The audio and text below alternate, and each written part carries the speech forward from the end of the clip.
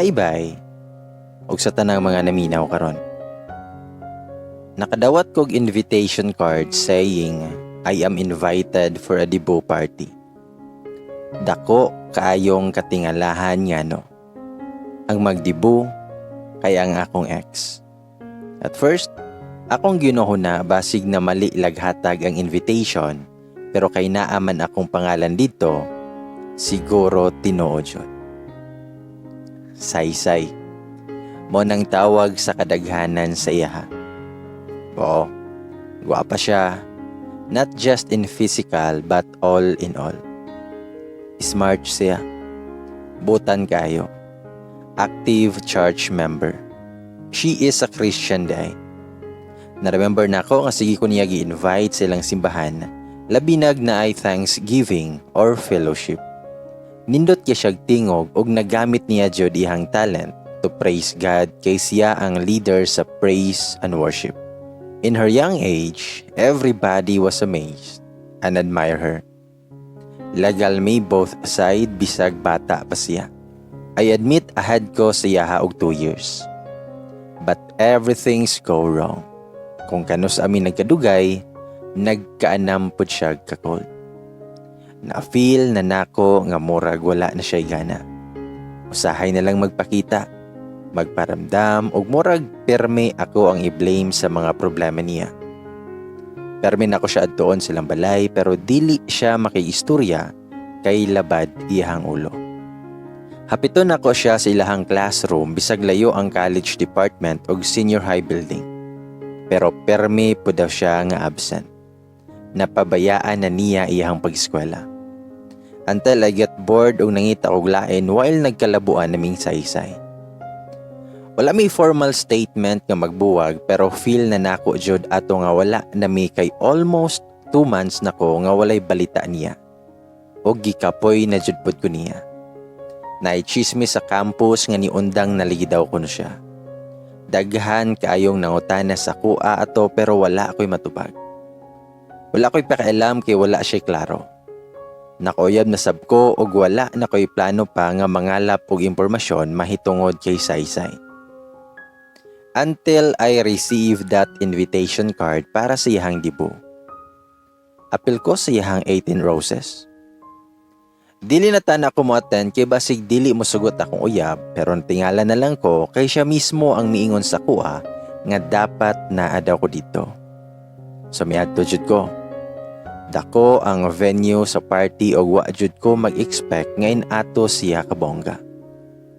From entrance, tarpaulin, design sa maong venue, catering, sound effects o guban pa.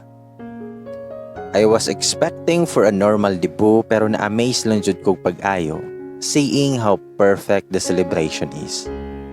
Siguro ingon ani jud ka bongga kay kinamanghuran tas isa ra pod ka babae. Nayang mga igagaw nga akong nasuod og na amigo.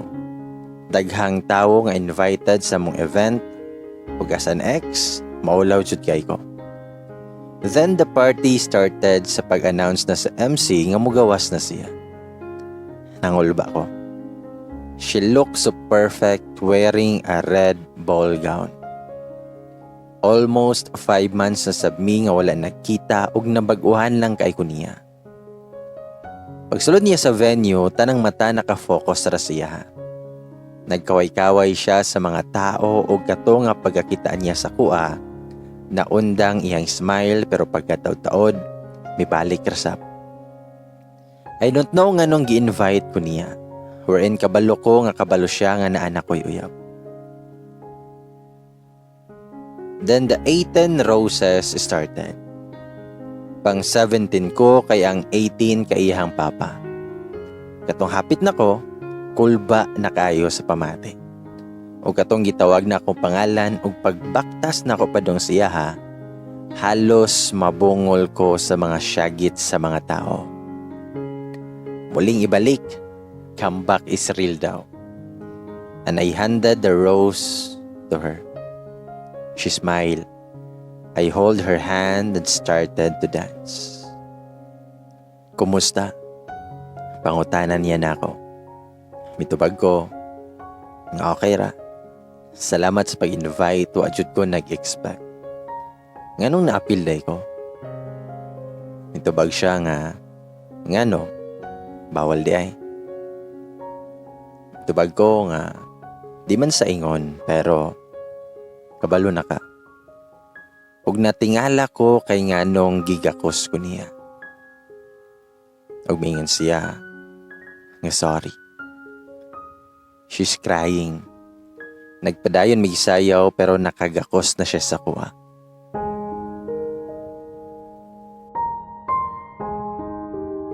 Namingon siya. Actually, Giinvite na ako ang mga taong naidako kayong parte sa ako ang 18 years. Nalibog ko kung anong grabe na kaayo niyang hinilak. Mingon siya nga, salamat kayo. Salamat kay ikaw ang isa sa pinaka-the best nga nahitabo sa akong life.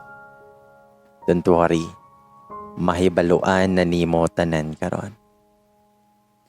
Then it's her father's turn.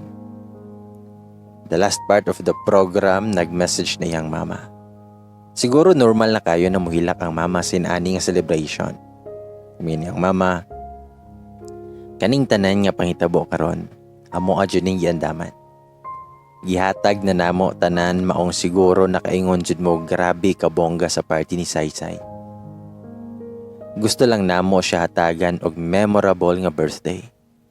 If ever nga iya natang biyaan. Nakita na nako nga naghilak na si Saysay. Iyahang mangig-agaw, barkada o ubang pamilya. Ang mga tao nga wala na sayod na nga tingala. O isa na ko ato. Grabe nang hilak ni ante maong giduol na siya ni uncle ug si uncle na ang mipuli og istorya.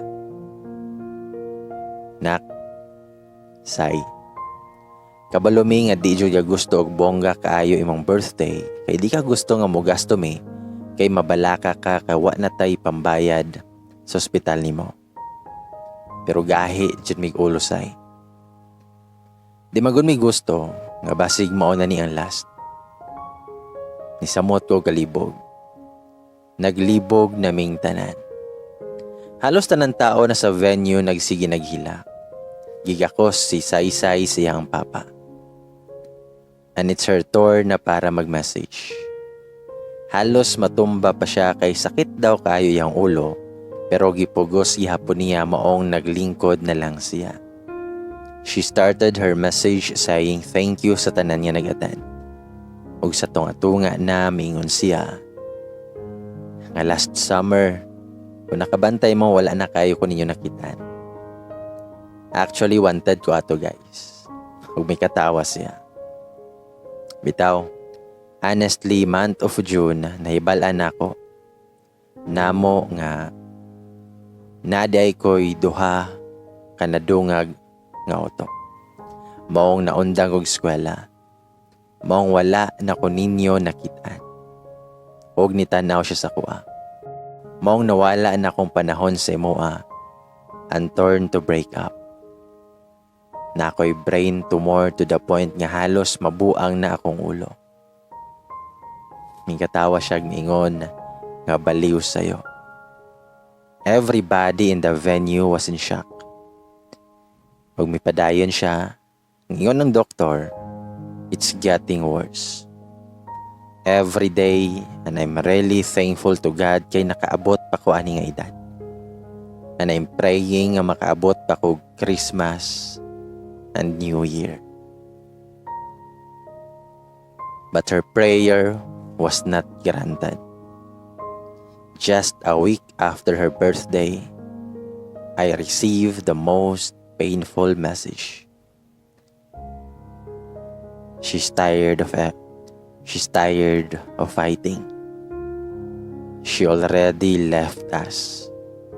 But after siya nawala, she handed me a gift 2 days before she died. Christmas gift, actually. I saw a scrapbook nga artistic kayo. From our first picture nga nanguyap ako niya, pictures during our mansaries, laag, simba, food trip, swimming, camping, road trip, and more. There's a caption in every pictures. Napoy picture frame. The picture in it was taken during our anniversary. There was also a box nga punog mga letters. Naghila ko the whole time while nagbasa sa mga letter, and until now, whenever nga akong basahog usab, the memories of her still flashing through my mind.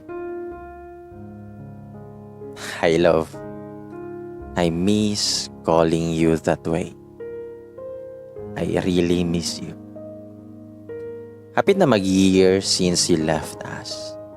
Salamat sa tanan-tanan say. I know you're happy now. And all we can do is to be happy too. Dari nilang ko taman. Salamat sa inyong pagpaminaw. God bless. Kyle.